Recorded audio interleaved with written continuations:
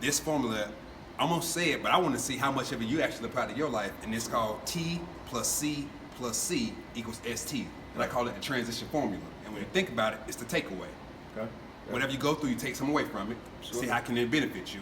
Once you realize how can it benefit you, correlate it. How can it benefit me where I'm at or where I'm going? Right. And then after you correlate it, you carry it over. And if you carry it over, it equals that successful transition. Nice. That was the thought process that went through my head with the transition formula. Let me ask you this question. Did you actually use the transition formula in your life even though you didn't actually have it broke down how I just broke it down? Absolutely. And I think we all do if we assess and analyze our lives to a certain extent, like in a detailed way. Because when you go through opposition, you go through adversity.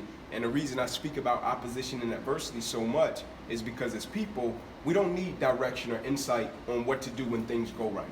We know how to respond. We're happy. We celebrate. Things are great. But the quote says it. You judge the character of a person not by where they stand in times of comfort and convenience. You judge the character of a person by where they stand in times of challenge and controversy. And more times than not, when a person goes through something in the midst of it, right, you might come to them and they say, man, I really didn't want to deal with this. I really didn't want to go through it.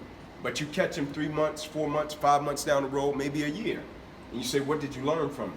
And I guarantee you it's something they can point to and say, man, I really appreciate that because when I went through this, I can extract this from it and it made me a better human being. I can correlate it to this, it made me a better human being. Now I'm this type of person because of this. Like when my injury happened, it's the third best thing that's ever happened to me in my life outside of marrying my wife and having my 2 children. Reason being is the perspective I acquired because of it, right? I wouldn't change it for nothing in the world, right? Now when I went through it, it was hard to understand. I was grateful for it, but it was hard to understand. But now the man that I am, 85 to 90% of that is because of what happened to me on the football field when my career ended.